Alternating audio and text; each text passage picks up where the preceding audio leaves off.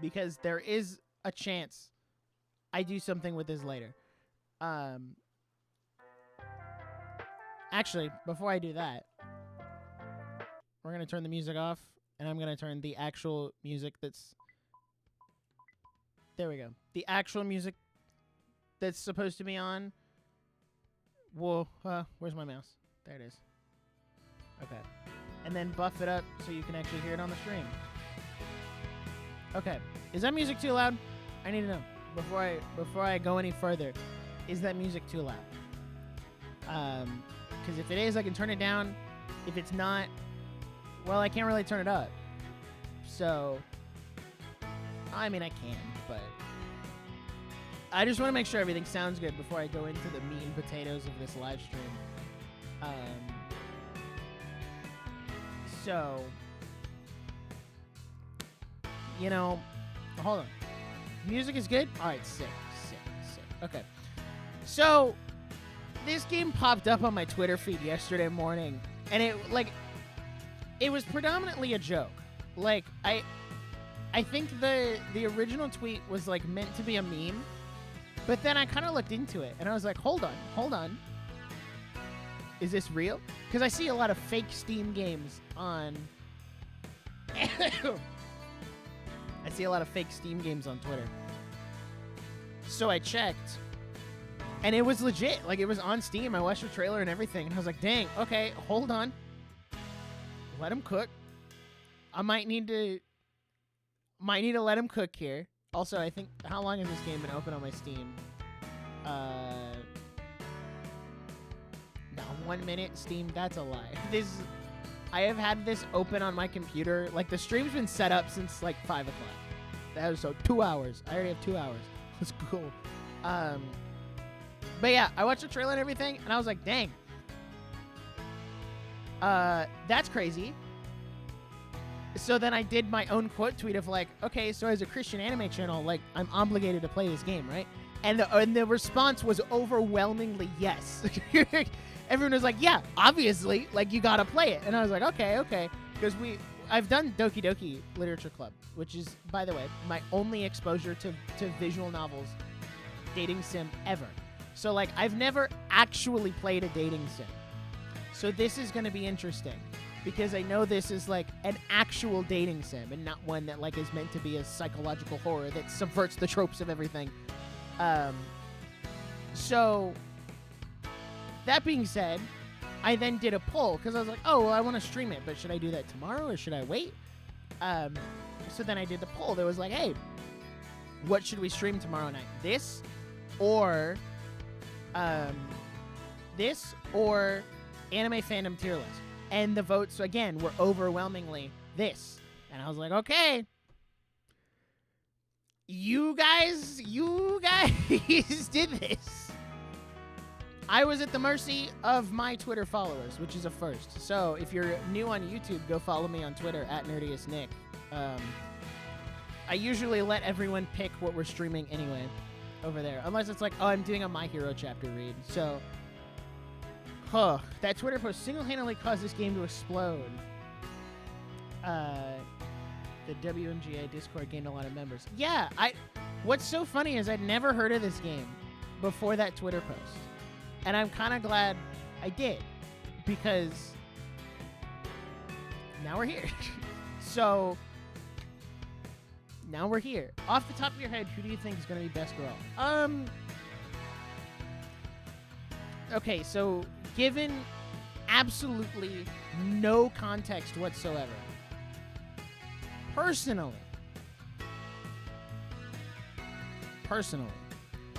I'm going to go with the red succubus girl or the goth girl. That's just where I lean personally. But we'll see. So, would love to say, but I need to help my mom. That's fair. Always help your mom. Moms are awesome. All right. I'm going to take a drink of water, and we're just going to go at it. I have no clue how long the demo is. Does anybody who's here, because I see there's a couple people here from the Discord. Does anybody know how long the demo is, like, roughly? Can someone give me a ballpark estimate? Just so I know what to expect? Like, just so I can temper, like, oh, how long am I streaming tonight? Because I might not be able to finish it. I don't know. I've never played a visual novel, so I don't know what any of that is. You know what I'm saying? So, I love that there's a chat. I couldn't finish it yet. All right. Short enough for one stream? All right, that's all I needed to know. All right. Also, another interesting thing to keep in mind is I know the title says like, or I think the thumbnail says Christian dating sim, specifically Catholic, which is also going to be interesting because I'm not Catholic. So who's to say? This is just going to be interesting all around. I have no clue what to expect. So we're just going to go crazy tonight. What is my denomination? What is it? There's a fancy name for it. TLDR, it's Baptist, but I think it's Southern Reformed Baptist, I think, is what you would, like, specifically call it. So, I'm also not, like, a big stickler for denominations. I'm like, if you believe in Jesus, and I mean, I feel like that's the bare minimum, so we can disagree about, you know, baptism and all that kind of stuff. I'm not gonna, like, tier one issues, you know? All right. I don't know what to expect, so we're just gonna go crazy. Welcome to the demo of Wholesome Monster Girl Academia. All of the written content for the demo is finished, but there's always room for more scenes in the future and any missed grammar corrections. That is also really cool, is this is like, it's an actual demo, and I know I scrolled through the Twitter a little bit of like, hey, I'm still developing the game. And I'm like, hey, that's cool. Please enjoy reading and let me know of any bugs, inconsistencies, or any constructive criticism you have. If you want to follow for updates, check us out on Twitter. I think I did follow the Twitter account. I know I did. I don't have to go do it. All right. I also have a Discord channel. Hey, shout out to everyone who's here from the Discord. How did this stream end up on the Discord? Can someone tell me? Did someone just drop the link and be like, hey, this guy's streaming the game? I'm assuming that's what happened. Allegedly. I'm assuming. And wishlist the game on Steam. I did wishlist the game on Steam. I did. So let's begin. Do I get to pick my name? Like I do... Because if I do, I have my name picked out. If not, we're good. The final bell of my first week as a high school junior blares through the hallways. Yo, am I going to be a senior? That's crazy. My ears are soon filled with hundreds of simultaneous conversations from students all over the school. Game names you Gabriel? Okay, that's fair. I shove my books into my backpack and rush out of the classroom, relieved to be free for the weekend. I'll probably spend my time gaming or seeing what my friends are up to. Not that we're super close or do anything meaningful, but it's still nice to hang out with others, around others with similar interests. For better or worse, it seems that nothing in my life ever changes. Even this year is starting to feel much the same as the last. The only difference is that I'm 1 year older than before. Yeah, that is actually kind of how I feel about it. I leave the school through the double metal doors that lead downstairs into the parking lot. While rushing through the courtyard, I hear some raised voices coming from the far end of the sidewalk away from me. Uh-oh. Uh-oh. Rough voice. Okay, so I gotta do a rough voice, right? Oh, I should do my Al Capone accent again. For those who don't know, go watch the DDLC stream. Al Capone made a guest appearance for both streams, which was funny. Hey, don't hop away from us, Cottontail. I can't quite tell from afar, but a student with the build of a linebacker appears to be harassing someone, a bunny-type monster girl. Harassment, am I right? Looking closer, I recognize her as one of the few monster people in our school, Sophia. There aren't a whole lot of them in the public school system. Oh, I'm public schooled. It'll take. Public school is cringe. For various reasons, it's taking some time for monster people to integrate into society. A second, shorter but slimmer student smoothly slides his arm around Sophia's shoulder. Oh, I know where this is going. I instantly recognize him as Dave, the shadiest guy in school. He's well known for the not-so-savory parties that he throws at his rich parents' house. It's no surprise to me that one of the football players has fallen into one of his schemes. It's always the linebackers in the court. It is. This is why public school footballers are evil, right? Like, sweeping generalization. Every person who plays football ever is evil. That was a joke, by the way. That was not serious. You got any plans this weekend? I'm making myself laugh. That's... Bill here and me know a good place to hang out free from prying eyes. Sophia's eyes shift around uncomfortably. I hesitate for a moment, thinking that I should just let this pass since there are plenty of other people around. It's never the right idea. Surely someone out of all these people will stick up for her. Despite her shifting hands, Sophia's legs are locked and her feet are frozen in place. She looks like a rabbit caught in a trap. Oh, I see what she did there. I survey the courtyard and notice that nobody else is even looking in their direction. Okay, this is the big jock guy.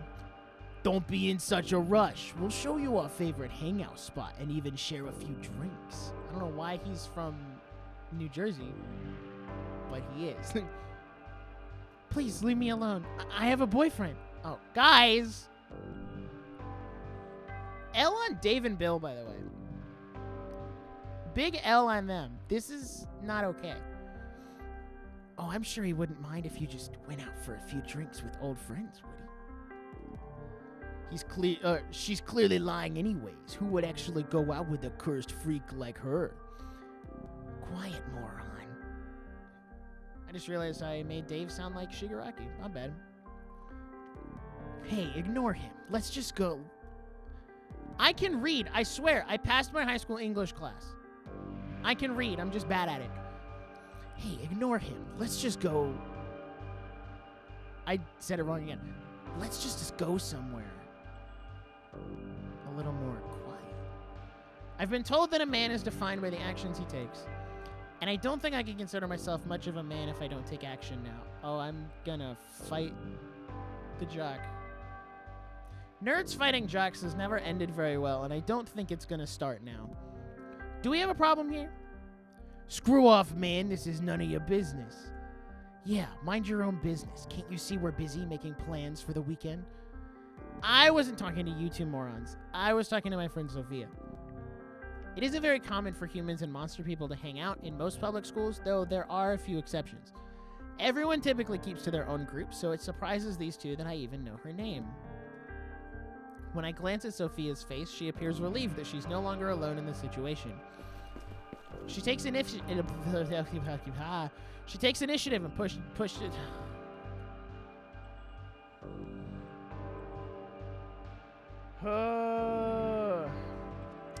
You know they're jerks if their hair covers their eyes? Yes, that is the anime trope. That is the stereotype, and it is usually accurate. She takes initiative and pushes Dave's arm off her shoulder. Hold it. I'm not letting you go without having a little fun first. Dave starts after her again and grabs hold of her waist instead. I instinctively reach toward her, but suddenly see stars. See? The nerds fighting the jocks never ends well. Bill, no longer caring about Dave or Sophia, had just sucker punched me directly into my temple. Ow. I raise my arms up in defense and get ready to throw punches myself. Sophia stomps on Dave's fancy shoe and makes a break for it. I'll go get a teacher. Oh, and I'm gonna die. Well, guys, good run. The game is great, and now I'm gonna die. As she says this, I prepare to defend myself against the giant in front of me. Somehow, through my imperception, I've ended up with my back against the school building, leaving me no choice but to fight back. He swings wide, giving me the opportunity to duck and release a flurry of blows. Jab. Hook. Swing. 2 hits to the gut and 1 to the jaw, all of which he brushes off like it's nothing. No. You gotta hit him with the JoJo aura and just 7-page Muda this guy out of here. In return, he punches me right in the eye, causing me to wince back in pain. Whoa. Thinking quickly, I rush at him despite his build and try to tackle him back. It does me no good, however, since he's built like a truck and he pushes me backward against the wall. He knees me in the gut and grabs my shirt with his hands, causing me to panic. I use the wall to leverage some extra force and kick him in the gut, causing him to bend forward in pain. I also think we've missed the critical thing of just kicking him in the nuts. That is like a one-shot KO. Why did I not start there? You know what I'm saying? However, right as I do this, we hear Sophia returning with a teacher in tow. Here they are, right over here. And as quickly as it started, it's over. The teacher rushes over, having only witnessed my final KO. Oh, and now I'm gonna get in trouble! Thus is the broken justice system of our world. She makes an instantaneous judgment and then and there as to who is at fault, and has us march to the principal's office. Great. Doesn't matter to them that I wasn't the one who started it. Doesn't matter to them that I was helping someone out of a potentially dangerous situation. All that matters to them is the school's no-tolerance policy.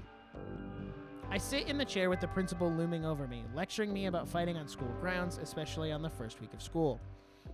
He sentences me to a week of detention and threatens expulsion if anything like this ever happens again. I shut my brain off to anything else he has to say to me. I'm not going to listen to anything from someone with the power to make things right, but chooses not to look at facts. All that matters to me is that I was justified in my actions. I don't care what any authoritative body says about it. I know in my heart that I'm right. I just wish I knew how to properly express that. Thus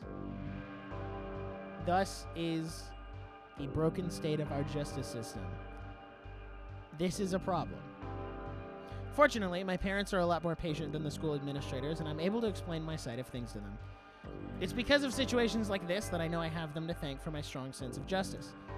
My parents, fed up with how my school handles bullying situations, decides to enroll me in a private Catholic school 3 hours away from home. Dang, I'm getting Fresh Prince of Bel-Air here. I got in one little fight. My mom got scared and she said, "You're going to a private Catholic school 3 hours away from home." It's not out of nowhere that they come to this conclusion either.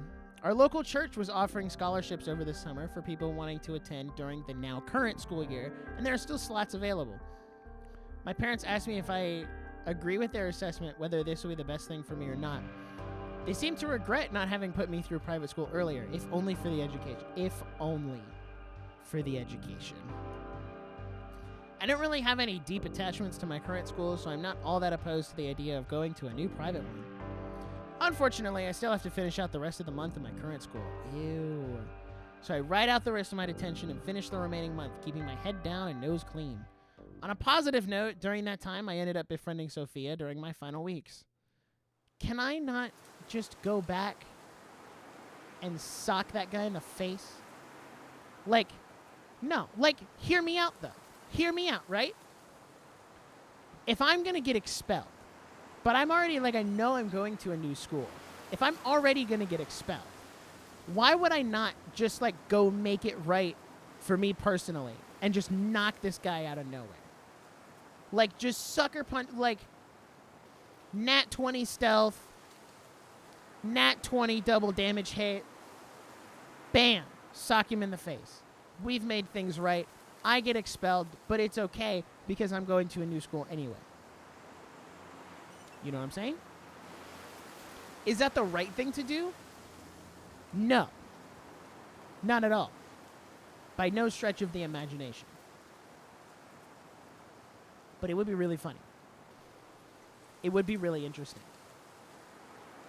You're right. My parents probably wouldn't like it. That would be a bad move. So this is it, I guess. I guess so. I'm glad I got to know you better before I left, at least. Who knew we'd both be into the same bands and basketball teams? Right? I never expected that humans and monster people would have so much in common. Sorry. It's fine. I was thinking the same thing. We really aren't that much different on the inside, it seems. If only I had time to get to know her and her kind more. I still feel bad that you got in trouble, even after I gave my side of the story to the principal. Don't worry about it. If you hadn't spoken up afterwards, my detentions would have been all day during school with Dave and Bill, rather than for an hour after school. Wait, they wanted to put me in detention with those guys? Huh? Dude, public school is legitimately the worst. Legitimately the worst. Hey, cheer up. At least you won't have to keep attending the same school as those jerks anymore. Are you going to be okay despite them being here? Don't worry about me. Us bunny girls are stronger than we look. I'll just stay with my friends after school. Well, be safe, Sophia. And I guess text me if you need anything. Not that I can do much 3 hours away. True. L school. Yes, L school. For real. Same goes to you, Gabe. Take care. Yeah, you too. Somehow, I doubt we'll keep in touch, but part of me hopes that we will, despite the physical distance. After all, it's good to have friends. By the end of the day, the new school's paperwork is taken care of, and all my necessary things are packed up. I'm ready to leave this school behind. Still, this will be a massive change for me. I've never been away from home for more than a week, so it will take some getting used to. I'm basically just moving to college. That's all it is. I'm basically moving to college. But it's not. Yo, we got the Bible verse already? That's sick.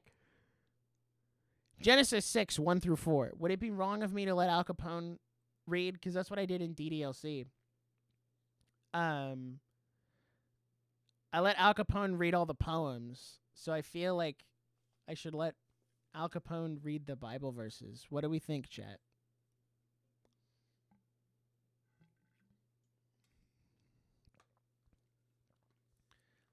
Genesis 6? What is Genesis 6? Who? All right, Al Capone's coming back. And after that, men began to be multiplied upon the earth, and daughters were born to them. The sons of God, seeing in the daughters of men that they were fair, took themselves wives of all which they chose. And God said, My spirit shall not remain in man forever, because he is flesh, and his days shall be 120 years. Now the Nephilim were upon the earth in those days, for after the sons of God went into the daughters of men, and they brought forth children. These are the mighty men of old, men of renown. Okay, I'm already giving this game W, because we're like, the Nephilim are here. No one likes to talk about that. That's like one of those things that people just glance over. They're like, Christianity has a bad problem with treating certain parts of the Bible like it's a fantasy story.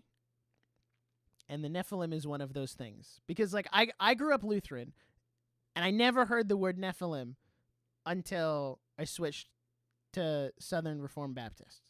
Reformed Southern Baptist, however you want to say that. So, W game for mentioning it. I respect that. These few lines of early scripture have been the cause of much controversy for the last century or so. In the late 1950s and early 1960s, mankind shot the first satellites into space. It didn't take very long for those satellites to be used for practical purposes, such as weather tracking and observation. During one particular observation effort, scientists discovered some small towns and cities hidden in areas previously unexplored in regions of the 6 major continents. Various world government powers took it upon themselves to send people out to chart these unknown peoples and to find out how they had hidden themselves from the world and into the modern era. What they discovered baffled and scared most of humanity. Monster people, whose descriptions were always thought to be mere fantasy. I see what you did there. Harpies, dragonkin, slimes, succubi, and even vampires were found among various other monster races, each reflecting stories from various myths from the surrounding ancient cultures. Average citizens were terrified. The governments called for a quarantine of these newly discovered races. Many religions called them cursed and demon spawn. Good job, humanity. Your first result was racism. I mean, as to be expected. Like that tracks for humanity as a whole. That tracks actually. Some countries called for their extermination. Many monster people tried to fight back, but ultimately they were overwhelmed by the sheer number of regular humans. Dude, that's a little brutal. They're like, this thing is new and we don't like it, so it should die. All of it. No? And an exception that surprised many, the Vatican. I'm making myself laugh with this voice, but also the Vatican. In an exception that surprised many, the Vatican made a call to action for Catholics in the whole world to treat these newly discovered humanoids with the dignity and respect that any other human should be given. They reasoned that Christ's church is called to bring the message of salvation to all mankind, and that if these monster people are sapient, they are still to be considered poisons first and foremost.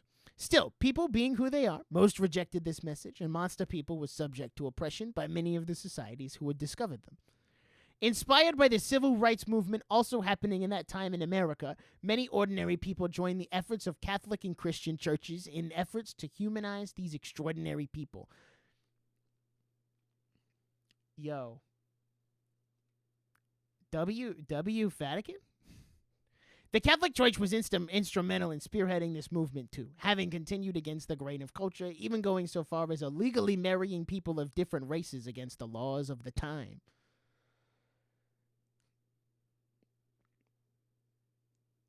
I feel like this is going to prompt a race mixing conversation that I'm not having. I'm not having that conversation yet. Today, more and more people than ever have come to accept monster people as just another race of people. But there are still those who hold such prejudices as to call them coist or demon spawn. These passages from Genesis may or may not describe the true origins of these people, and it may be true that they may have come from a lineage cursed by God or the sinful actions of mankind.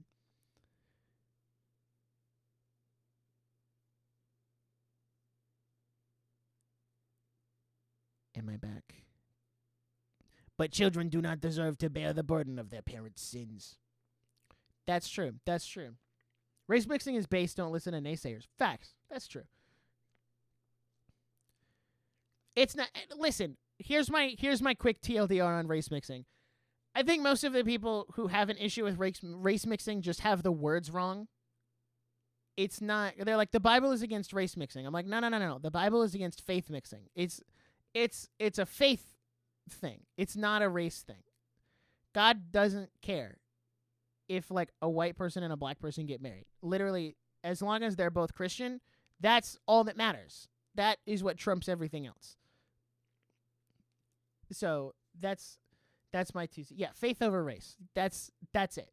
That's at least that's how I see it.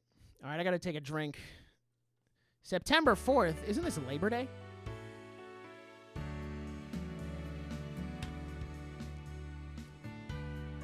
Oh, my parents are here. Uh-oh. That's not good. After an early mass in my hometown. I like that the game has these little, like, you can click to get a description. So, that's really cool that, like, you can get all these different dictionary things. It's very open for people who don't know anything about that don't know anything about like Christianity or Catholicism or anything. Even just like for characters, like, oh, let me look at the characters, and then yeah, I think that's really cool. Let me out. There we go. I am gonna save. Boop. Okay. We arrive a day before my first classes in order to unpack my bags and find my bearings. The new town is 3 hours away from home, so when we arrive, it's a few hours past lunchtime. We grab a quick bite to eat in town before my parents drop me off at the front gate. I'm assuming I don't live in America. That would be my assumption. Because if the Vatican is what spearheaded this whole, like, operation, you'd think this would be in Italy. But these are also American these are American tropes. So maybe I am just in America, and this is like, well, I guess that was like in the 50s and 60s, and we're in current day. So maybe it does take place in America, and I'm just dumb. Oh, no, it does, because look, we're doing month date, like, correct. You know, the proper way to do it, where it's month, date, year. Just saying. My parents and I embrace in a heartfelt goodbye, complete with the embarrassing hugs and kisses at the front gate. Oh, so they don't get to come in. I remain behind while they depart for the dorms to drop off my bag so I can start becoming acquainted with the campus. Behind me. Maybe I'm just feeling optimistic, but it seems to me like the front gate has arms stretched open wide and welcome.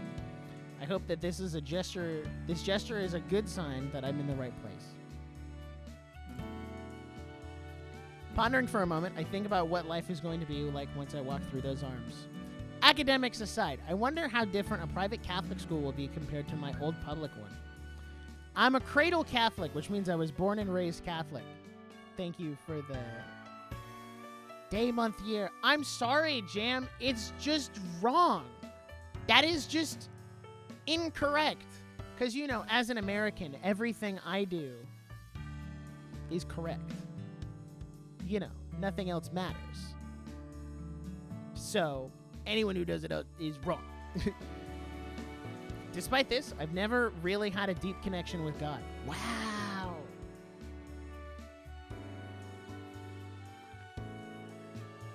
You use kilometers? Nah, miles per... What the frick is a kilometer? Oh. Miles per hour. It's not that I don't believe or anything. It's just I've never really felt any closeness with my faith, despite going to church a bunch as a kid. I'm sure there's something more to the whole religion thing, but for now, I just do my basic duty and go to church. I've received all the sacraments thus far as well, the most recent having been confirmation. Yo, I went through confirmation. I remember doing that. Oh, yeah, the 7 sacraments. I vaguely know about that. I do know confirmation, though. Because I went through confirmation. Confirmation is something the Lutheran Church also does. So I did that in high school.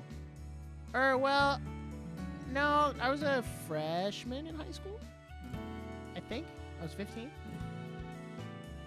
I think. I'm trying to remember what year that was. I'm pretty sure I was 15. Or maybe I was 13. I don't remember. But I did do it when I was younger.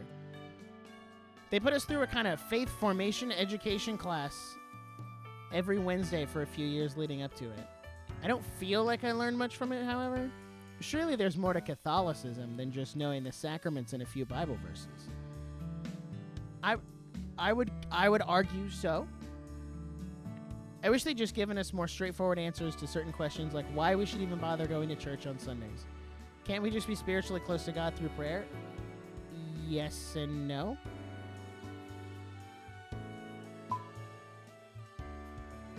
I just like skimming through the little diary entries. That's cool. Isn't he everywhere after all? Regardless, I know that despite some of the people in the Catholic Church's history, the Church itself is largely a force for good in the world. It does seem to provide the most charitable services in the world, especially in the healthcare and education sectors. Plus, there's a good bit of wisdom in the Bible and through the stories of the saints. I like that the character is not, like, completely unreligious, but is, like, he's not established. You know what I mean? Like, how do I want to describe this? He is established because, like, as I just read, like, oh, yeah, I grew up in the church, but I don't really, like, understand. And I think that's relatable for a lot of people in the sense of, like, I grew up going to church, and I know we go on Sundays, and we're, like, vaguely supposed to be good, but I don't really know why. So I think that's an interesting angle and a good angle to have this character, because then it's not just like it's just a ooey gooey dating sim and I'm gonna do stuff. Like, there's development here as well. That's good. And I've heard some good things about that Jesus fella. What a line. What a line. Question: what prompted you to convert from Lutheran to Reformed Baptist? So, I'll try to make this quick. I was raised Lutheran, and we moved, found a new Lutheran church, really liked the pastor there, and then the pastor ended up leaving, and the whole church just kind of started going downhill from there. And that church didn't really want to grow or do anything, and it was very like country clubby. So we went to a Baptist church that was like 5 minutes away from our house, and we really liked that church. Went there for a while, moved again, and kind of, because we moved in 2020, and we kind of like church shopped for a while, and then found the church we go to now, which we've been there for 4 years. So the prompting to switch for my family was that the pastor we liked left and the church was kind of like stagnant. The prompting from me personally was, and it's more of like a hindsight thing, like looking back, for me personally was, I felt like the Lutheran church skimped on a lot of things, and maybe it was just the Lutherans like I had experience with, and it's not like a denominational thing, but I actually dated a Lutheran for 3 years, which was so wild, because we had a lot of disagreements on theology. So it was like Lutherans, or at least the ones I interacted with, didn't want to talk about Revelation at all. And like, I get it, it's a confusing book. It's really like, I've read through it a couple times now and I still don't understand it. Like, I went out and bought a study Bible because I didn't understand it and I needed some form of like context for everything. But they didn't want to talk about that. There was a lot of stuff, like I said earlier, like the Nephilim, they don't talk about. A lot of the other more like what I guess you would consider fantastical elements of the Bible, they just didn't talk about. And all of the sermons were very surface level, feel good. Jesus died for your sins. You should feel happy about that, and like be nice to people. And that just didn't sit right with me. Whereas like the church I'm in now, Reformed Baptist, like they talk about Revelation. They the Nephilim have come up multiple times, like not as a full sermon, but like in the context of whatever we're talking about. We also do expository sermons. So for those who don't know, it's where like right now at church we're going through Hebrews. So our pastor will be like, all right, we're going through Hebrews 3:1-6, I think is what we did on Sunday. And then it's like, all right, so we're going to dive into this and like really try to understand it and break down all the context and how there's cross references with other things. Whereas the Lutheran sermons, like they did a whole Summer at the Movies series where we're like, we're going to relate this movie to Jesus, which is kind of what I do with the YouTube channel. But I also personally don't think there's a place for that in a church. Like, yes, you can do it on YouTube, or you can make it like a Wednesday night thing. I don't think that's the right context for a Sunday sermon. But that's just me. So hopefully that answers the question. I tried to keep it, listen, I'm not going to say it was bad, but it was bad. And like another big point of contention, and then we can, continue with the game, was between me and my now ex, but we were together at the time. I was at the Baptist church, and I'd really felt like I was being called and led to do the submersion baptism, because as a Lutheran, you just get like the little sprinkle on the head. There's nothing wrong with that. But for me personally, I was like, I really like want to just double check, because that happened to me as a baby. So I think I was 17, And I was like, I really want to make sure this is just like something that's my choice, and I like when I have no doubt that it was something I decided to do. So I went ahead and did it, and it was like super awesome. And then I got into it with her because she was like, you were baptized once. You're basically throwing everything away. And I was like, theologically, that is incorrect. The Bible does not say how many times you can and can't get baptized. Should it only be once? Sure. Yeah. But I mean, it's just, it was a mess-up situation. And like, she didn't like talking about Revelation, and one of the big red flags with her when it came to theology was she came to my church and just like was completely turned off the whole time and had nothing good to say after it. And I'm like, I get it. It's not for everyone, but also like she just went in with a negative mindset and had no willingness to change or leave the Lutheran church. And I have no willingness to go back because I like the church I'm at now. I feel like I'm actually growing here and becoming a better person and like growing in my relationship with God and, my walk with Christ. So I have no intention of leaving this church unless like I move, then I would have to, but I don't plan on moving either. So she was very much like, I don't want to come here because she doesn't live here and she was going to move here. And if she moved here, she was like, well, we're going to find a Lutheran church. And I'm like, no,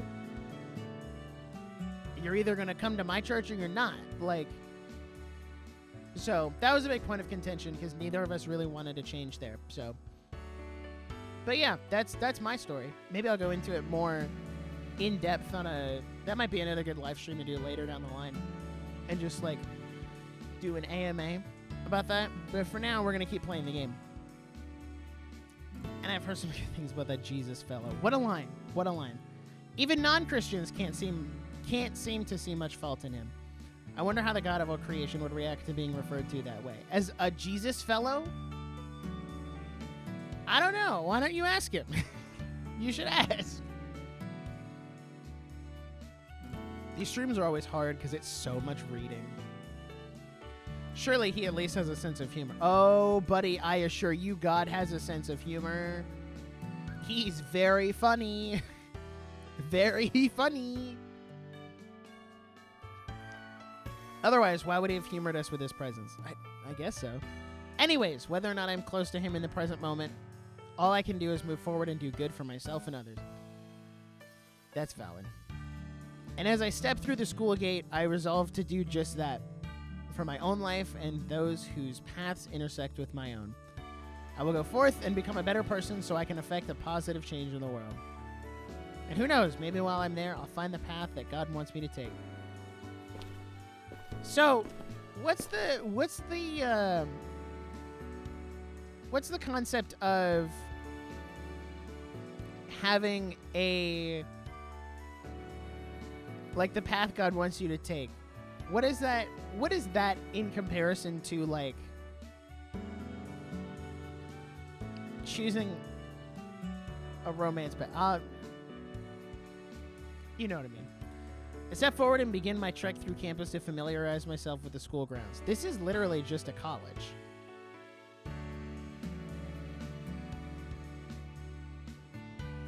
Just saying. A few dozen students are roaming from one place to another, enjoying their last day off before the weekend finishes. I start to feel a bit isolated since I'm coming from a different school halfway through my high school career, a month into my junior year at that. I hope I don't have any trouble making new connections. Still, this place doesn't look half bad. Comfy even. I think I could get used to it. I wander aimlessly for a few minutes, clueless as to where I am headed, when I notice a large beast-looking man walking in my direction.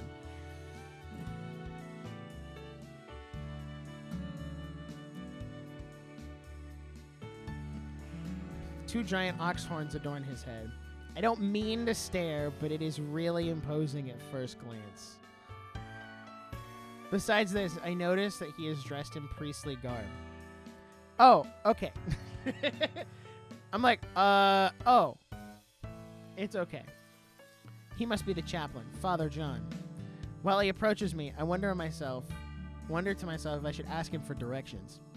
Surely he'd be the one to ask for guidance around here. And almost as if he can read my mind, he asks me before I even have a chance. What is the vibe? Let me think. Why do I look at him and immediately think Southern accent? Right? Am I wrong for thinking that? Am I wrong for seeing this and going, in my head, connection would have a Southern accent? I'm not in the wrong. I'm going to do it anyway. Hey there, friend. You look like a lost sheep. Can I help you find your way? Yes, Father. I'm transferring here as a junior. I just arrived today and I was looking to find my bearings. Well, fortunately for you, it's my job to help the lost find their way. By the way, I'm Father John, the chaplain here at St. Thomas Whoa, that's a big word. Hold on, that's a big word. Aquinas? Sounds like Aquanauts. Octonauts. Anybody remember that show? I didn't watch it. I had younger cousins who did. By the way, I'm Father John. I'm the chaplain here at St. Thomas Aquinas High School. Yes, sir. I kind of guessed from the descriptions I've heard of you. No offense. None taken. I know I'm kind of hard to miss. Anyways, it's nice to meet you. My name is Gabriel, though most people just call me Gabe. A messenger of God in need of guidance then. How ironic. Well, I think you're in luck because a reliable servant of the Lord has appeared to us. The Disney Junior show? Yes.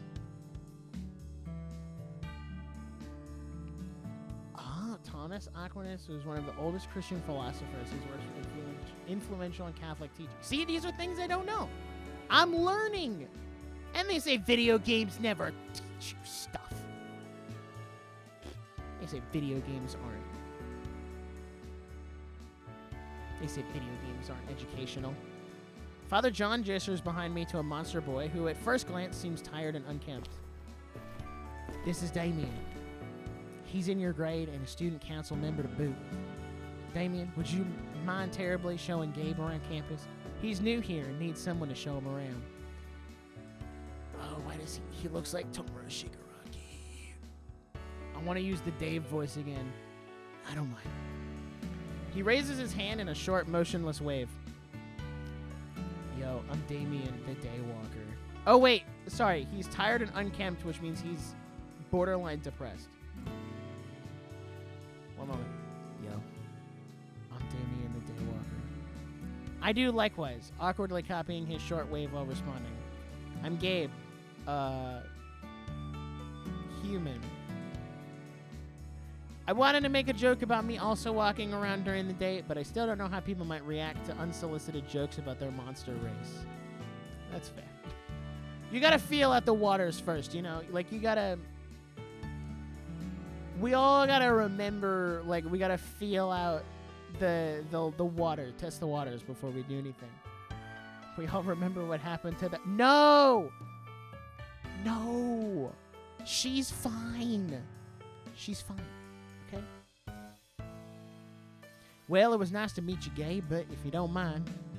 Not at all. Sorry for keeping you. I'm sure that you're pretty busy. You're still pretty busy on Sundays, even after Mass.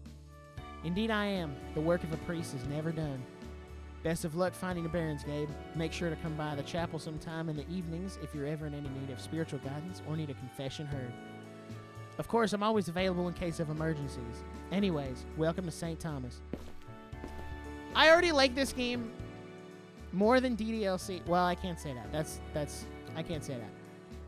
I'm enjoying the experience more because there's other male characters is a start.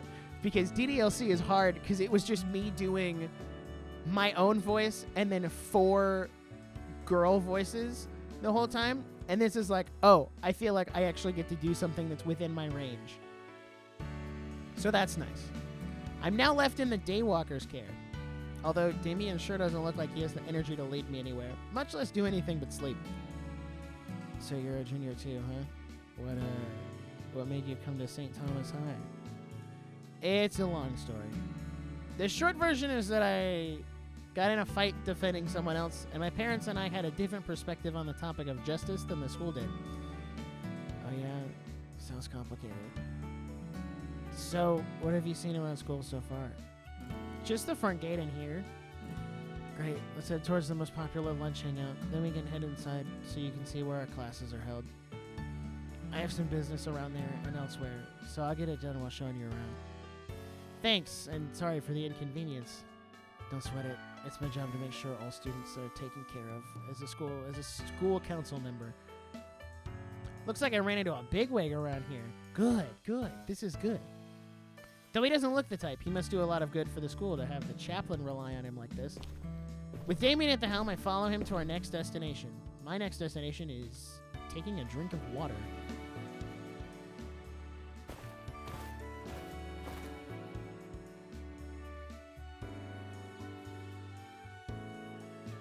Took a little too much drink of water there. This is why I love this giant 64-ounce jug, but sometimes it's just really hard to drink out of. We arrive in an open field with oak trees and picnic tables arranged near one another. The area is filled with students, the most prominent of which are a group of cheerleaders chanting synchronized cheers. I try to keep a steady pace with Damien, but I struggle to keep up as he makes a surprisingly quick beeline to the cheerleaders. By the time I catch up, their routine is finished and Damien starts talking to what looks like the head cheerleader. This water got on my shorts. It's annoying. Unlike in my old school, I noticed a lot of diversity among the group. Half of them are ordinary humans, but the other half are monster girls. Was this not like apparent on the colleges, or I'm sorry, it's not a college, it's a high school. It feels like a college. Were they just not clear about the type of school it was? Maybe I'm wrong. A blue-feathered, bird-type monster girl sneaks away from the group while I'm idling by myself waiting for Damien. This is very accurate. I would do that. I would just be like, brother, I'm just here. She must be a harpy. All right, hold on. I gotta read.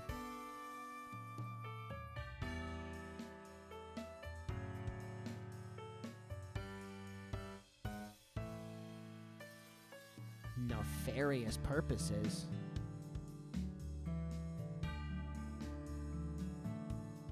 So they've de-evolved, is what the game is saying. They've de-evolved. They're not strong enough to kill people anymore. They're okay now. I haven't heard much about them except what I was told in ancient legends. Mostly that they used to pick up random travelers and kidnap them with their sharp, imposing talons. This harpy's short, brightly colored hair and her light blue feathers lower the intimidation factor by at least half. That's fair. That's fair. And if she weren't already coming closer, I'd say she looks very approachable. What is that supposed to mean? What is that supposed to mean? The harpy race has fallen billions must... You're right. You're right. Those old tales can't be true, can they? Am I about to get carried off and die? Okay. So now we're back out of my element when it comes to voice acting again. So I'm going to read in an attempt to stall. She's a Southern Baptist. Bro, we cooking out here. Let's go. Okay, anyway. Moving on.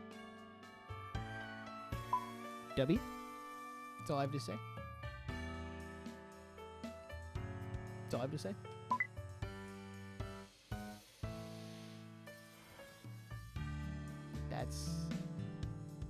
I apologize in advance. I'm not very good at girl voices.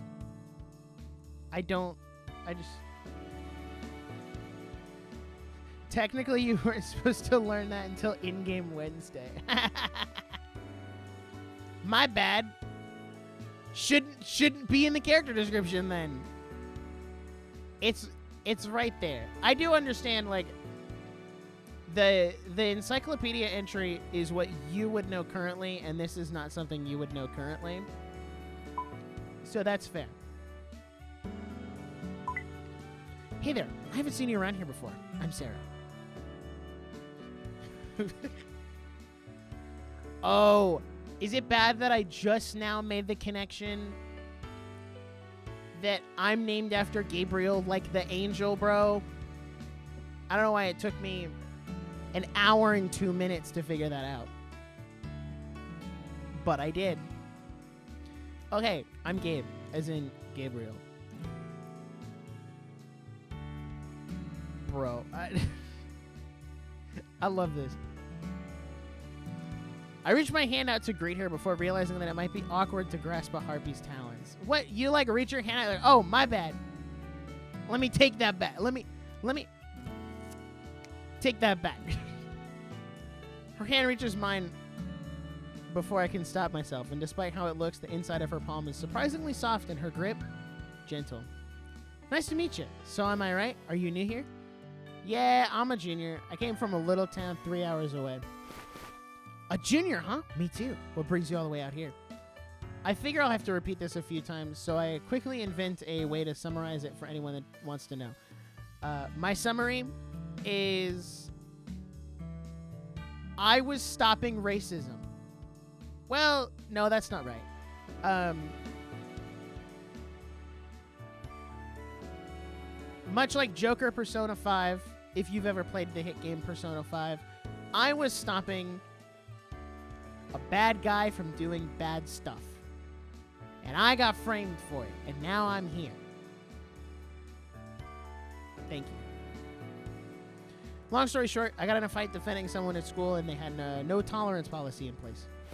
Oh, scary. A ruffian or a knight in shining armor? You'll have to spill all the details later. Yeah, well... Okay. Never played Persona. Persona is good.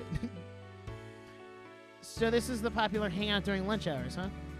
Oh yeah, it's where I usually catch up with all the latest gossip. I mean talk with all my friends. Of course, there's an inside cafeteria as well, which is nice for when it's raining. The food's okay too, I guess.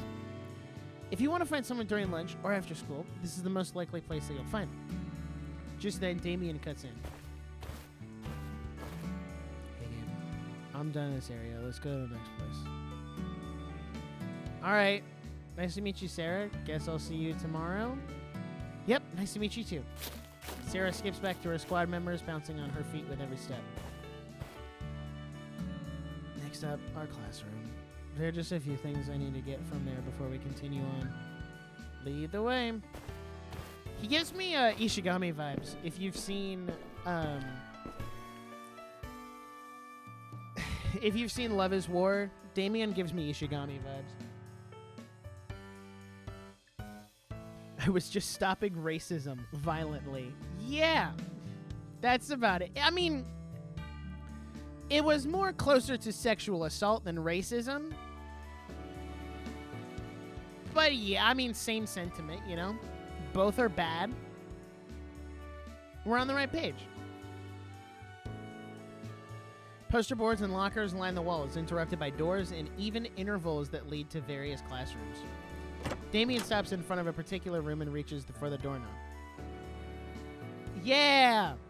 This is our homeroom. We have about 20 students this year, including you, and about half are monster people. That's a lot more than we had at my public school. Yeah, it makes sense. Not a lot of us feel like we fit in at public schools. What's different about this school? What's different about this school, especially if this is set in America, is, I don't know if you can see, we got a cross in the classroom.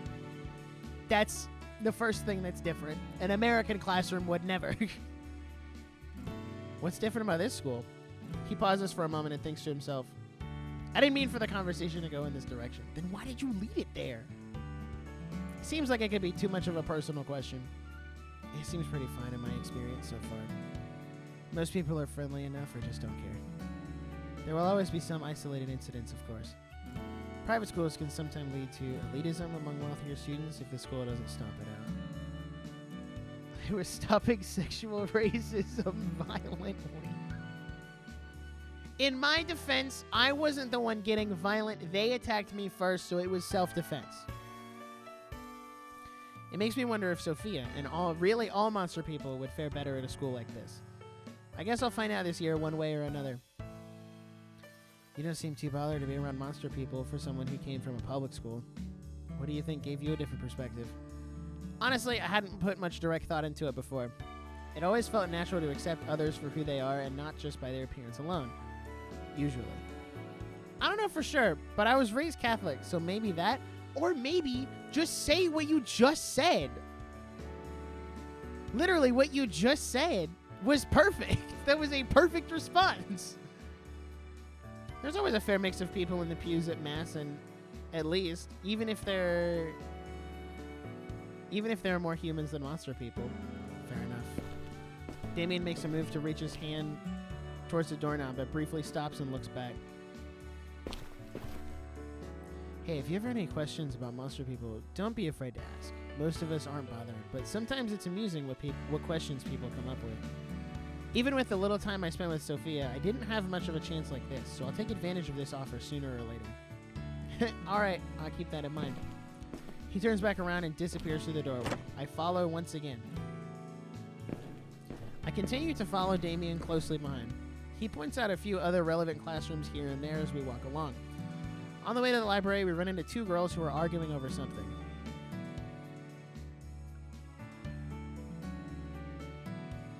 Slime girl. Yo, she's like a choo-choo jelly from Breath of the Wild.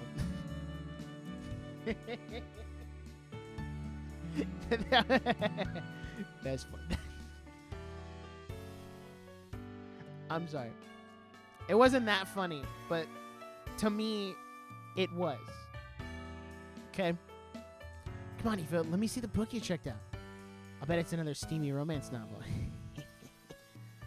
A relatively short slime girl is teasing a blushing succubus who appears flustered. All right, I'm not going to check the entries this time. I did it before and I got spoiled. So I'm not going to check the diaries. At all. I can tell at first glance by the smug grin of the slime girl that she's a troublemaker.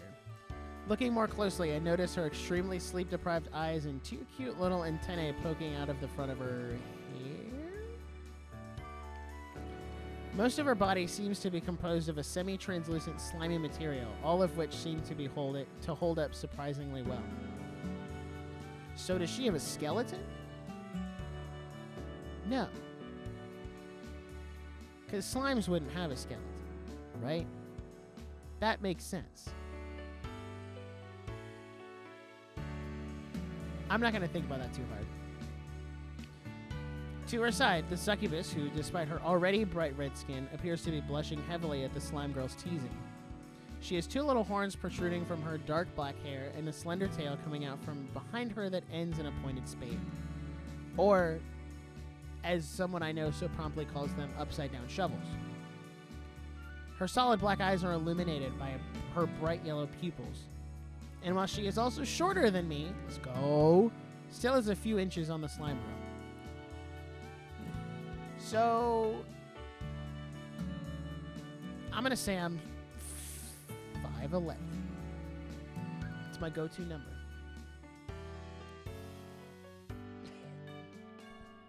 My throat is dying, and I have no tea, bro.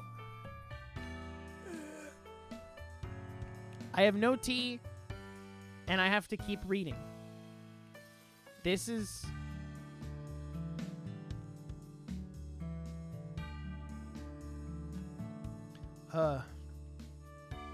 Okay. Cut it out, Clover. It's none of your business what I got, okay? Promise I won't tell anyone. Except maybe Damien over there. In the game, at least you are. Yeah. Yeah. Hey, Clover. Picking on Eva again? Don't be too hard on her. You know she's sensitive. I'm not. Clover snickers devilishly. Anyways, this is Gabe. He'll be in our class starting tomorrow. Nice to meet you both. Clover eyes me up and down with a smug grin on her face. Eva looks up at me with some hesitation, but quickly looks away when she notices my eyes looking back. Ah, so she's a tsundere.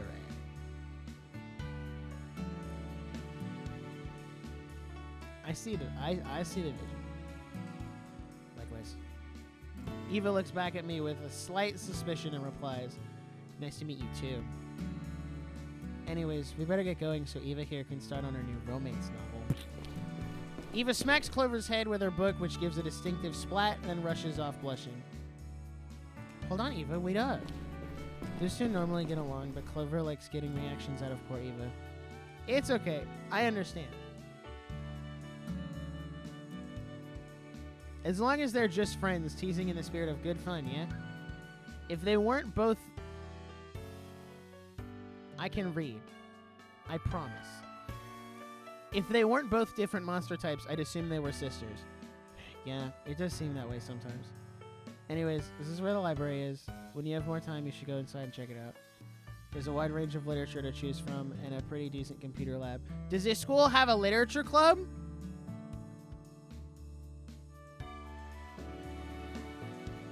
Okay, that's the end of that joke. Let's check out the gym next.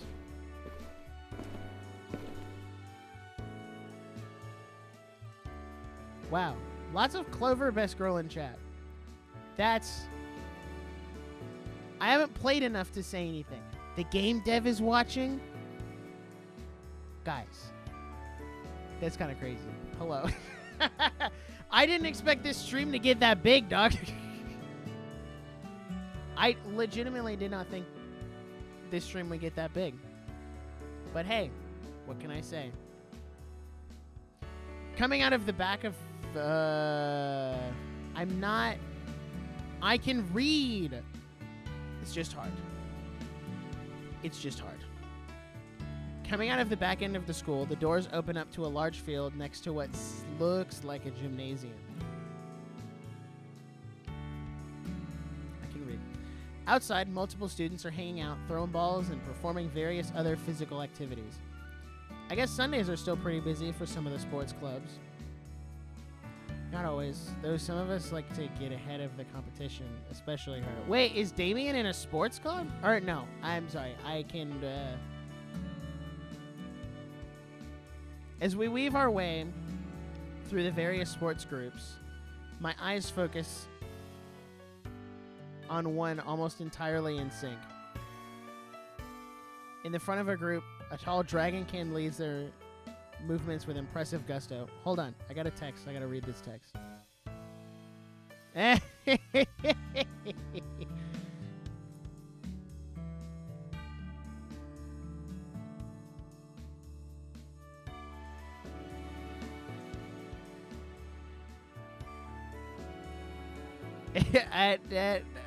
see you. I see you. I did. Ha! Yeah. Huh. Yo, it's Link from The Legend of Zelda? It's quickly apparent why she's the leader. Besides her extremely tan and fit appearance, she towers over most of the rest of the group. Two piercing horns protrude from the side of her head, giving her a rather imposing appearance. Despite this, her sharp gaze implies her sharp wits. That makes sense. Her hair is drenched in sweat, which pours over the shiny red scales on the side of her face. All right, guys, let's take a break. Just as she calls for a break, Damien walks over to greet her. What's up, Ren? Working the team hard on a weekend, I see. You can't let a day off be an excuse to get lazy. Let no day go to waste. Ren glances over in my direction, aware of my approach. This is Gabe. He's new here. He transferred from our public school this year because he got in a fight at his old one. Thank you for summarizing it. Thank you. Thank you. I didn't want to have to summarize it again. Ren turns to fully face me and looks me up and down as if to size me up before a brawl. Please don't fight me. I am small. I am small. Please don't fight. I am small. And not buff, apparently, because I lost to a jock at my last school. Well then, maybe you should join the martial arts club if you think you can handle yourself in a fight. I don't. That's why I lost. I thought it was odd that Damien would bring up the fighting part of my intro, but it makes sense now. A not-so-subtle way to advertise the martial arts club, I guess. I'll have to think on it. The fight was a spur-of-the-moment thing. I don't really care for violence. No excuses. Martial arts aren't a oh my gosh, I can't. Ah! Let me take a second to compose myself.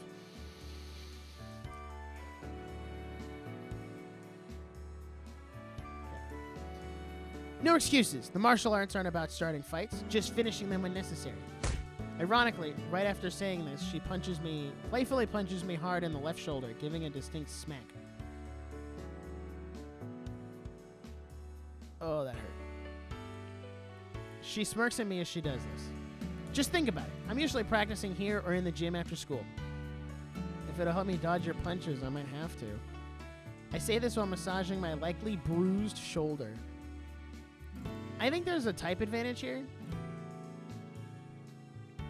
It's okay, guys. English is his 17th language.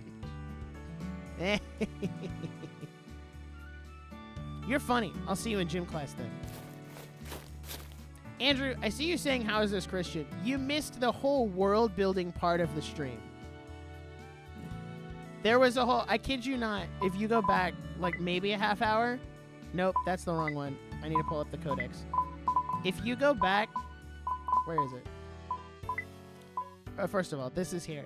There's also a massive, like... lore dump. I don't know if it got marked down. I don't think it did. But you can go back. There's a whole, like, world-building thing that makes sense. So, Mac user L. How do you know I'm on Mac?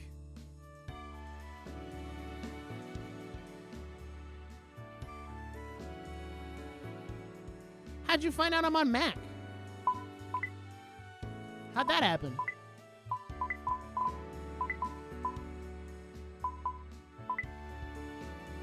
The mouse cursor? I didn't think mouse cursors looked different. I thought they all looked the same. But that's on me. Andrew, the game's on Steam. I probably should have put the Steam link in the description. I'll fix it later when the stream is over. I mean, it's a demo for now. The full game is not done yet. But we can go through the demo. She's one of the school's best athletes. Not just in martial arts, but also basketball, volleyball, track, lifting. Actually, I don't think there's a sport she isn't good at. Speaking of, if you don't join the martial arts team, consider joining the basketball team. The season doesn't start until the beginning of November. Plus, there's the bonus that the Harpy girl you were talking to earlier, Sarah, will be cheering you on during the matches. Oh, the Mac cursor zooms in when you shake it. That's right, it does do that. I see. Imagining myself being cheered for by Sarah, I almost blush. But I quickly compose myself. I'll have to think on that too.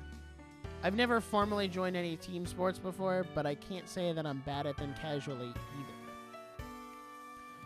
Well, look out in gym class regardless. There's a good chance that Ren will challenge you and Sarah will be watching. I'll keep that in mind. With the prospect of being staked out during gym by two monster girls on my mind, we continue our journey. Yo, that's church. Good, good.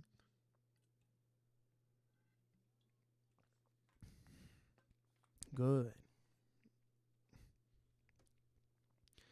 It soars high above any other building around, and it doesn't seem to be afraid of letting its presence be known, as the church should be. Still, it's only the size and sharp spires that make it imposing.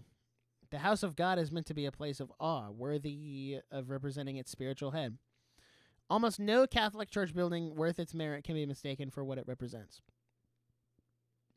And finally, we have the chapel. Mass is held every Wednesday before school, replacing first period, and every Sunday at 10:30 a.m. Thanks. I'll commit it to memory so I don't miss it.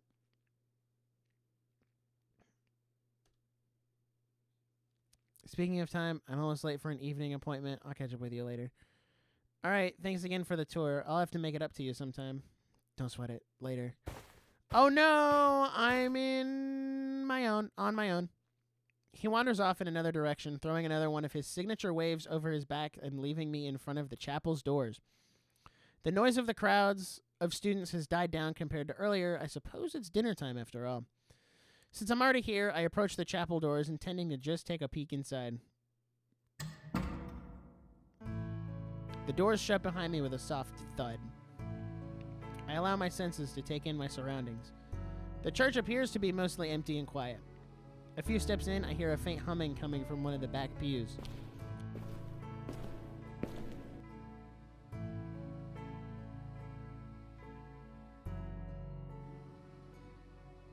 Alright, hold on, I gotta read. So far, it seems like other visual novels I've seen and played by the virtue of dialogue. Excited to see the Bible study. Me too! I'm really enjoying this so far. It's a nice change of pace from Doki Doki Depression Club. I mean, Literature Club. Same thing. Fun fact, in older versions of the game, the church was a cathedral, but they changed it because a cathedral has to have a bishop seated there, which a school wouldn't have. And they say video games don't teach you anything! See, bro, come on. A girl with a long black ponytail and a big red ribbon is leaning sideways in the middle of a pew. She reminds me of the members of a punk band I saw once on TV. You and Doki Doki, I swear. Bro. Listen, it's my number 5 favorite game of all time, bro. It's peak. But also depressing. The red and black striped stockings and the little skull on her chest really complete the look. She quickly types on her cell phone while gently humming an unfamiliar tune. She doesn't seem to notice me, so I sit down in the same pew on the far side away from her to take in the reverent atmosphere.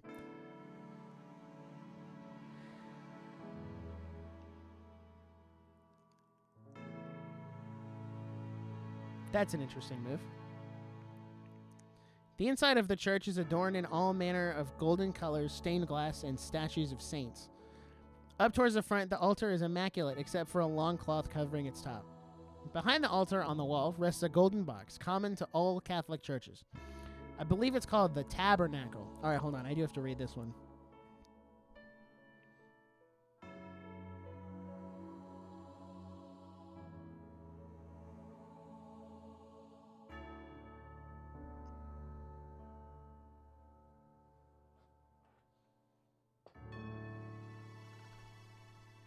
Good. That's where they put the bread after communion for storage, as far as I recall. Just then I hear the front doors of the church swing wide open. Father John steps through, heading down the aisle towards the altar. Oh, she wasn't supposed to be here, was she? This alerts the girl sitting in the other side of the pew of my presence. She stops typing on her phone and takes a quick glance at me, then gets up to leave. I make a motion to stand up and get out of her way, but end up stumbling into her. Bro. L.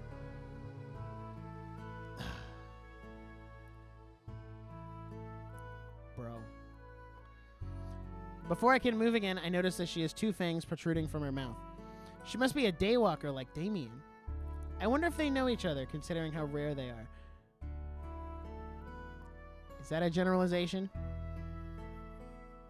Is that a generalization? Hey, Gabe, don't be making generalizations here.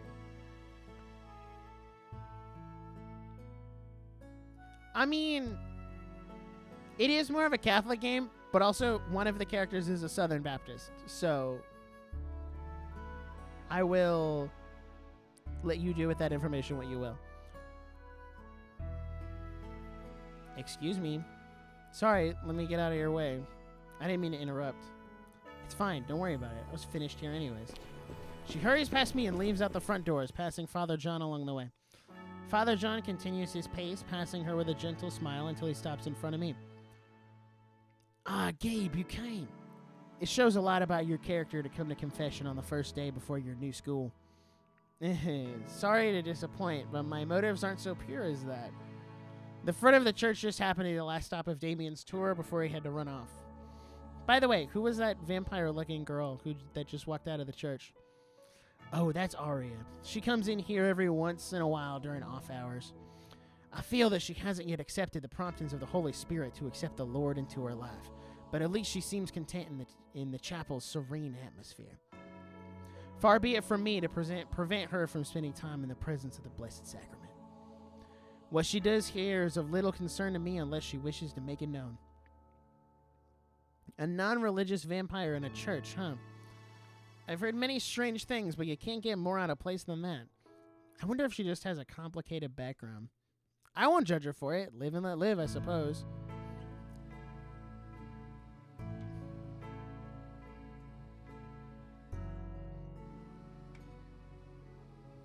Whoa. By the way, you may not know much about them, but daywalkers don't usually like being referred to as vampires. They are of different natures, after all. Sorry, I have a feeling I'm going to be learning a lot of new things about monster people. Fortunately, Damien did extend an invitation to me for open questions, so I'll catch up with him on that kind of stuff later. It's good to know about the people you'll be around every day, even more so for a Christian whose divine purpose is to witness to all peoples. Anyways, if you have anything on your mind that's bothering you, I can offer you absolution or advice. Whatever you're comfortable with, though the former will be more spiritually effective. It's always good to start fresh in a new school after all. I don't really have a reason to refuse. It would be nice to have a clean slate going into this school, and a bit of God's grace never hurt either. What is the Grace diary entry here?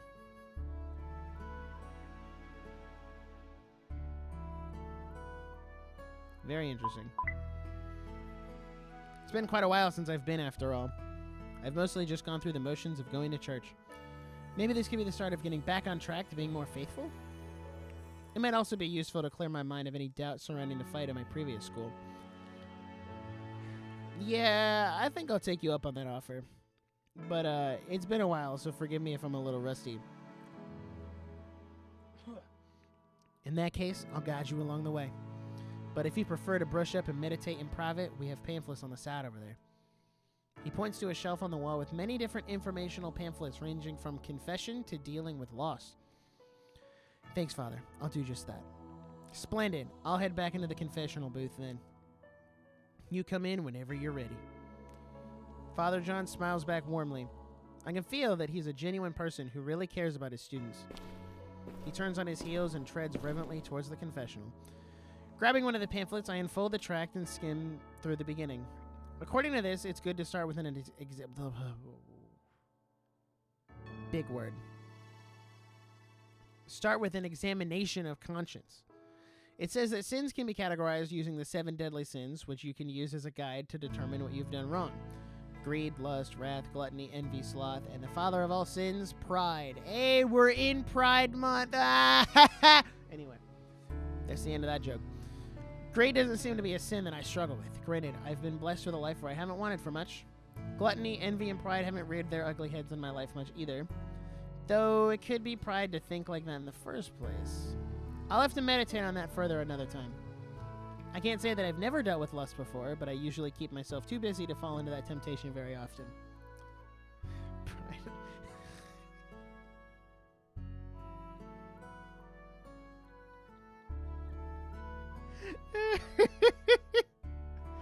That is really funny. That's funny. Plus, we keep our computers in a common family area, so I usually try to steer clear of any sites that might provoke unwanted parental attention. As far as sloth goes, I could definitely afford to be more diligent in my prayer life and increase my acts of service to others. And if I'm wrong about my idea of justice concerning the fight, then wrath could be of concern as well. I mean, I don't think I was wrong to do what I did. I was helping someone else get out of a bad situation, after all. It can't hurt to get some clarification on things, so I'll ask anyways. I'm definitely still holding some resentment for the unjust punishments that my previous school doled out on me, however. I take all of these thoughts and meditate over them in the pews for a few minutes, trying to think of anything else I may have forgotten. Finishing my meditations, I decide that I'm prepared for my first confession in quite a while. Alright, I think I'm ready to go. Yeah, I was reading the chat. I stand up out of my seat and head toward the confessional booth. With my offhand holding onto the pamphlet, I take hold of the door and go inside where Father John is waiting. Whoa! This is a fancy room. I close the door behind me. The door makes an audible click. I wonder if I should sit in front of Father John or not, since that appears to be optional according to what I just read. Yo, I get an option. Do I sit in front of him or do I sit behind the screen? Personally, I don't feel like it makes a difference because you're talking to him either way. And he knows it's you. It's not like he doesn't know who just walked in. You know what I mean? I'll do face-to-face. Why not? I choose to sit in front of him. He greets me with a warm smile. I begin reading off the pamphlet, a formulaic introductory prayer that seems to simplify the beginning of the sacrament. I confess to the Almighty God. I confess to Almighty God and to you, Father, that I have sinned. It's been quite a while since my last confession. First off, I could be more diligent against sloth by strengthening my prayer life and increasing my acts of service to my fellow man. Very good, son. I'm glad you've decided to come back again. It's required by the church to go at least once a year, but we can all use a little extra grace more often, can't we? Plus, we all fall short of the glory of God, so He is there to help us. As for your lack of good works, there are plenty of opportunities here on campus for acts of service for you, if that is what you seek. Do you have anything else you'd like to confess? Yes, Father. So I'm not exactly sure if this is a sin or not due to the circumstances, but the reason I left my old school is that I had gotten myself in a fight while defending someone else who was in an uncomfortable situation. Two sleazeballs were aggressively hitting on a monster girl, and she clearly told them that she wasn't interested. Stop it. No, I'm not going to say that. One thing led to another, and I ended up kicking one of them in the gut to get away after he got in a good few punches on me. Well, are you confessing or are you bragging? Father John chuckles to himself a bit. I'm only joking. Of course, there are times when our anger goes too far and becomes wrath, but anger itself is a useful tool. When you're using that tool to defend yourself or others, it becomes what is known as righteous anger, something that even Jesus did when he flipped the tables in the temples. But what of the whole dialogue of turn the other cheek Jesus spoke of? I figured I would take this opportunity to get that question answered since it seems like a contradiction. In biblical times, there were many customs that need to be taken into context today, including certain idioms that were popular in the day. In this instance, Jesus was teaching people that if someone insulted you or slapped one cheek, that you should invite them to do it again on the other. He was pointing out the frivolity of such actions. There is nothing to be gained by returning an insult to someone who only wishes ill will of you. However, that doesn't apply to the case when you or someone else is in imminent danger. In such a case, we defer to the other passages concerning the defense of the innocent and righteous anger. Thank you for clearing that up for me, Father. I feel like I already knew that, but I'm glad to know that my sense of justice isn't too far from what the church teaches. I have a lot of thinking to do about all this. I'm thankful that he's both knowledgeable and understanding. It's really reassuring that there are people who can give clear and concise answers like this. That is actually like a really solid teaching. Another W for the game. Let's go.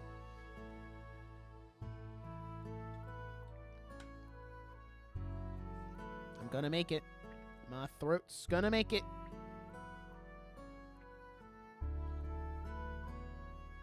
See? Everyone's learning, bro. This is epic. I would also like to confess my resentments against the administrators of the school. I know I was right, but it's probably not healthy to hold on to anger like that. Understandable anger in the face of unjust punishment. But yes, it would be healthy to let it go. Instead, pray that they will gain the wisdom that comes from God to judge righteously and with justice. Those are all the sins I can recall at this time. In that case, before I give you your penance, I would suggest joining one of the school clubs, each of which should give you an opportunity to serve others, God, and yourself. For your actual penance, that's not right. For your actual penance, I want you to pray and meditate on the Lord's Prayer, focusing on the words, Our Father. Especially in the fact that He loves us so much as to humble Himself so far as to allow us to call Him so familiarly. Call Him so familiarly, Abba, Father, as we are His children. And finally, I want you to say a prayer for the people who were tormenting you and your friend, as well as the administrators at your former school. It may be hard to do, but pray for a conversion of heart that they may become better people through Jesus our Lord. That might be fairly difficult for me with how I feel about them, but I'll give it some thought. Now please, pray an act of contrition. Okay, this I don't know what it is. We're going to read. Oh, never mind.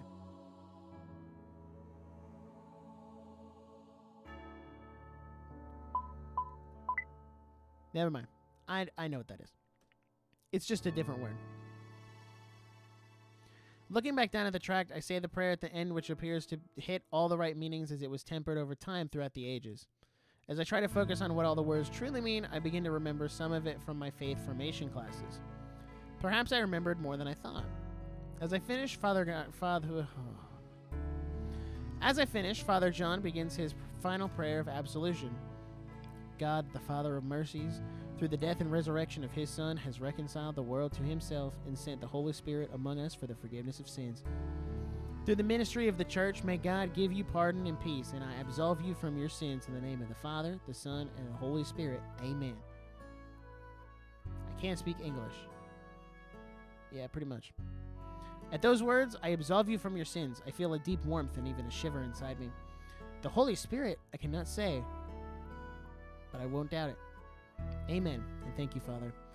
Anytime, son. I stand up again, reflecting on the great mystery I just participated in.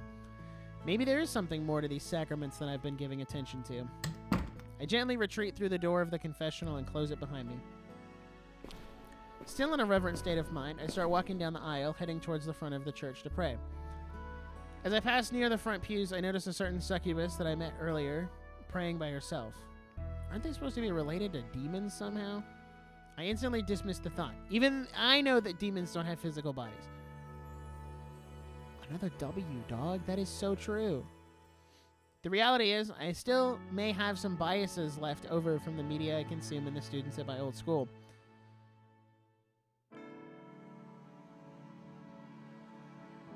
We're going to be defeating a lot of things, including racism, in this game, and that's kind of a W, honestly. She looks up at me, a little surprised, but averting her eyes back down into the book she holds in her hand, trying very hard to evade my notice. I decide to let her be and start to pass by her when I hear a small voice behind me. Hey, is Father John ready for another confession? Turning back around, I see her looking up at me from behind the book.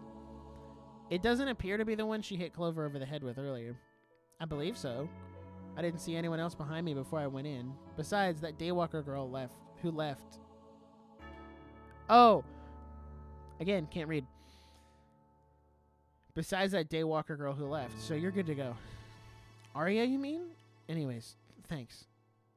She gives me a short nod and hurries towards the confessional booth, her tail trailing behind her into the little room.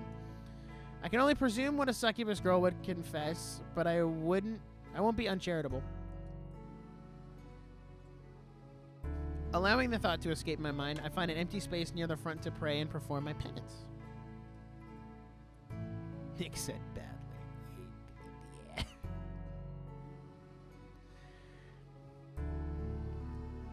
Lord, I know we don't talk much except during morning prayers, but thank you for letting me have the opportunity to confess my sins to you this evening. Next, I pray the Our Father, focusing on the beginning like Father John said. The idea that an almighty being would humble himself to create us and call us his children is astonishing if I really think about it. I start meditating on all the different parts of the prayer and their meanings. Forgive us our trespasses as we forgive those who trespass against us. When I pray this as a rote prayer in the morning, the meaning slips me by, but there does seem to be a lot more to it now that I'm slowing down. Is this the standard by which God will judge us? Will God hold it against me if I don't forgive others of their sins? What if I don't forgive those bullies and just simply never bully someone else? Is that sufficient forgiveness in God's eyes? I ponder this and more in silence while I think of something to say to God about those who wronged me as well. God, I know you saw everything that happened then. That's so... I don't know why That's another thing I always have to remind myself from, like, hey, God, so this thing happened today. And I'm like, well, I guess you already knew that. I guess you already knew that. So, this is me. Father John told me I was not entirely in the wrong for the self-defense part, but I'm sorry for the resentments that I've been holding on to. Please bring those people to a better mindset and a better understanding of what they did to the both of us. and help me to always be aware of my anger so that I only use it as a tool for righteousness. Amen. I hope that is acceptable. I always feel awkward talking with God on a personal level. Perhaps it's like any other relationship that just gets better with time. I can't improve my relationship with God if I never talk to him after all. That is so based. That is so based. Done with my prayer and penance, I stand back up and prepare to leave the church.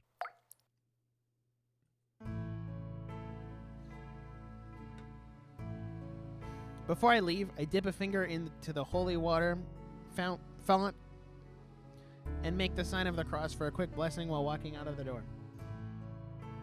Oh, it's nighttime now. Stepping outside, I notice that the sun is already set over the tree line. I look around at the empty courtyard in front of the chapel. The daywalker I saw earlier is sitting on a bench quickly typing into her phone. Just as she finishes writing and lowering her phone, I approach her to apologize for starting her earlier. Hey, sorry about earlier. I know the church is supposed to be a place of meditation. I didn't mean to interrupt your concentration. Don't worry about it. I was just taking notes of a few ideas that were stuck in my head. Are you a writer then, perhaps? Something like that, I guess. I see. Well, I won't keep you from what you're doing. See you around campus then? I turned to leave to find my way to the dorms, but then I remembered that I don't know how to get there from here.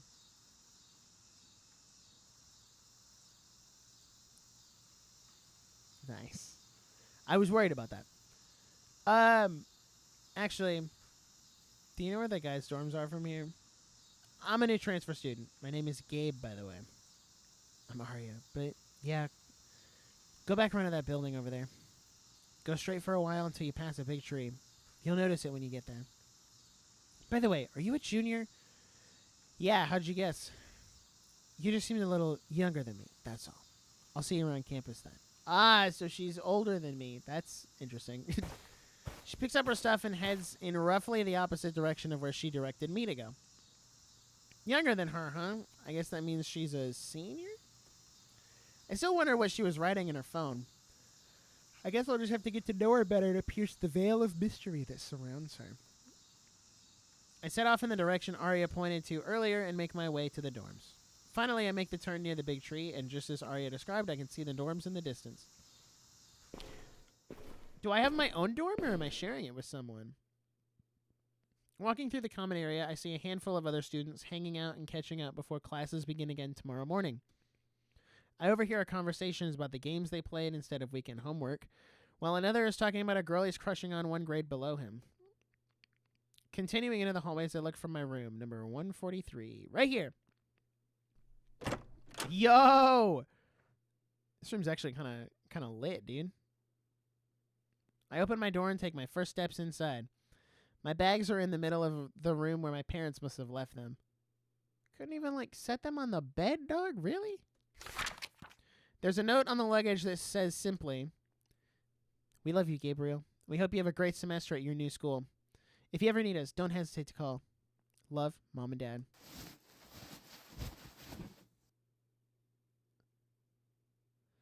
I gather my things and put them where they belong. They probably won't remain orderly for long, but I may as well put them in their proper place while I'm thinking about it. I set my laptop up on my desk and my Bible on my bedside table for the finishing touches. Before I even have a chance to meditate on the day's events, I collapse onto my bed and drift away. Boof, and then he's gone. The tone of my alarm clock eases me awake. Okay. So I see everyone saying this is going to be too long for one stream. Let me ask you this. What date does the demo go to? Because it's September 5th. So, because I don't want to rush it. You know what I mean?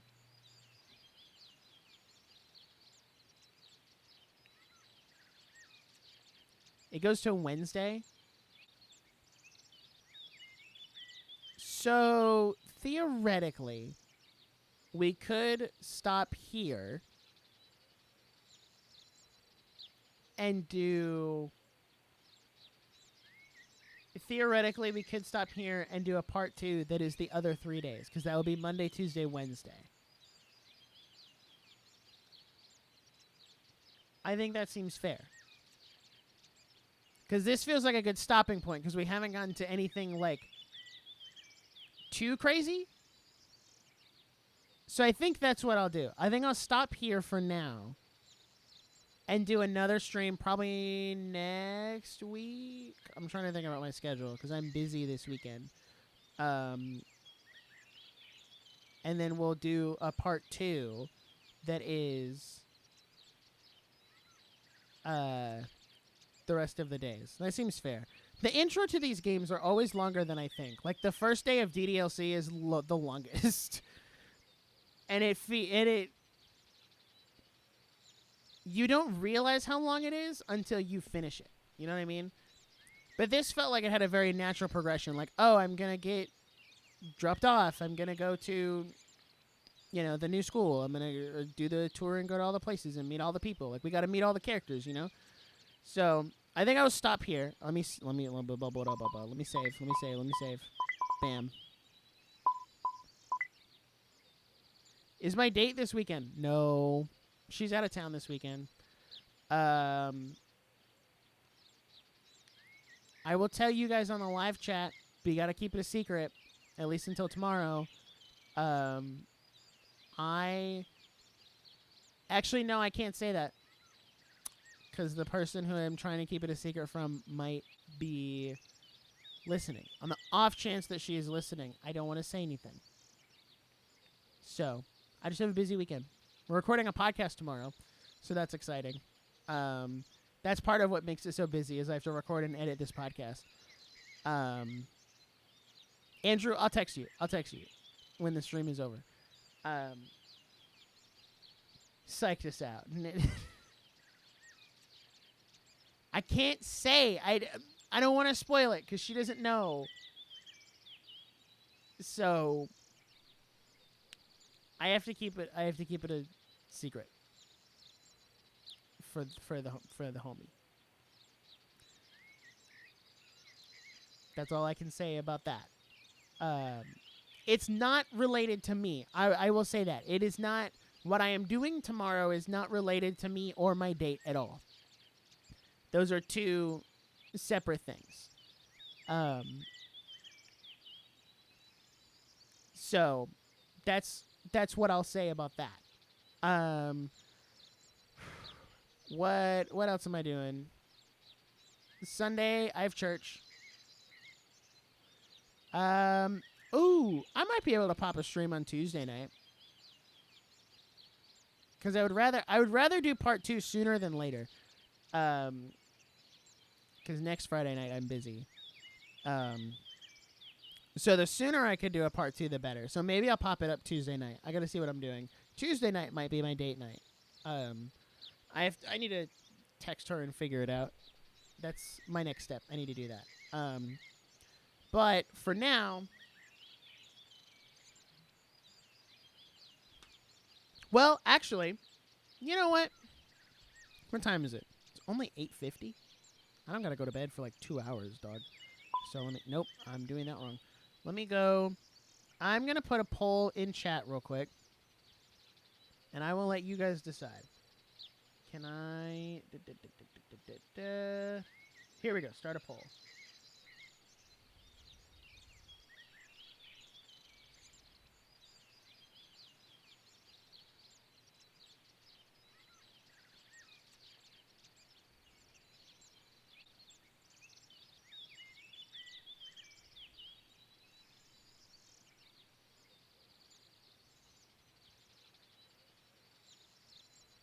Oh yeah, sorry guys, I'm Central Time. All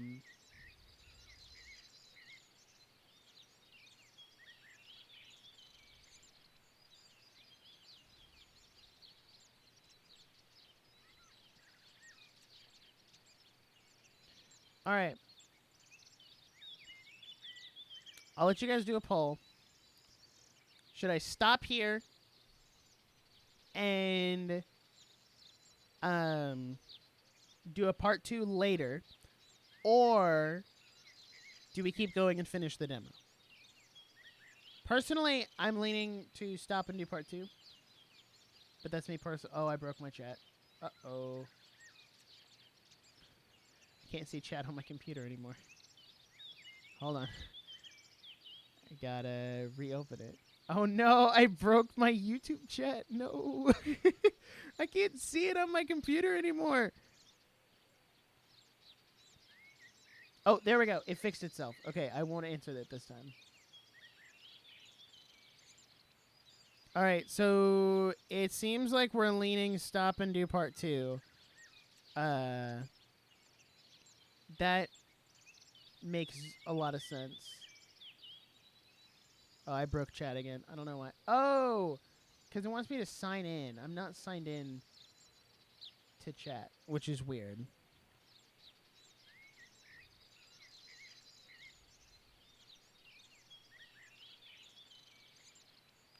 Because it's a browser window. That makes a lot of sense.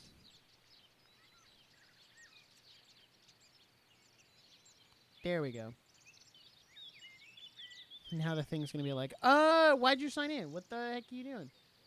Which is so weird, because I was signed in. Like, if I chatted on here, it would have prompted me to chat as Nick with no K. So I don't know why. Oh, this is not live chat anymore. Close that. I think I broke the chat window. That's a first. There we go. Oh, there we go. Now it's working. Okay. So currently, stop and do part 2 is leading out the poll, which honestly, for quality's sake, is probably the better idea, because in a part 2, I can also stop and I can stop and do the get tea. Get tea. If somebody I almost died. Yeah, I'll jump on the Discord. Why not? Let me get it on my phone. I'm assuming it's on Twitter. It should be high up in my following, because I just... Yeah! Alright. I wish these hyperlinks would take me to... There we go. Hyperlinks actually working properly now. Ugh, I need to leave this serialized Discord.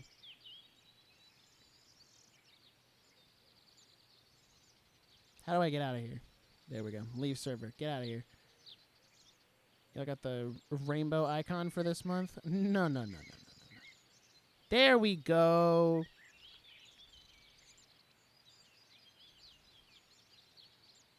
Okay. I will read through that later, but I am in. So I'm a cool guy now. You know? Cool guy. Whoa, how did this drop to 62%, dog? What the heck? Alright, I'm just going to close the poll. We're going to stop here, as was the plan from the very beginning. I lied, as I have from the very beginning. I will, for anyone who's watching the VOD later on, I will put the Steam link to download the demo of this game in the description if you want to play it. You should. I've had a lot of fun thus far, and that was just, like, the opening, like, beginning of the game, right? Like, that was just the intro. That wasn't even, like, we're not even in school yet. We're not even in class. You know what I'm saying? So, that being said, we're going to end here for tonight. I already saved, right? Yes, I did. So thanks for to everyone who came out tonight. This is the best a stream has ever done live, and that's awesome. So thank you for coming out and checking it out. Subscribe if you're not already. Put your notifications on. Follow me on Twitter at Nerdiest Nick. That's how you'll know. That's how you know when I'm doing part 2, and I've got a bunch of other stuff. We should be streaming the new My Hero chapter on Sunday, assuming I'm not, like, dead tired when I get home. Base channel, by the way, love your content. Thank you. I try to make base content, you know? I try to make good content. That's all I try to do here. So, yeah, thank you everybody for watching. I'll see you guys later. And until then, peace out. Oh, I forgot my... That was bad. I forgot my transition. Okay, now I'm leaving. Peace.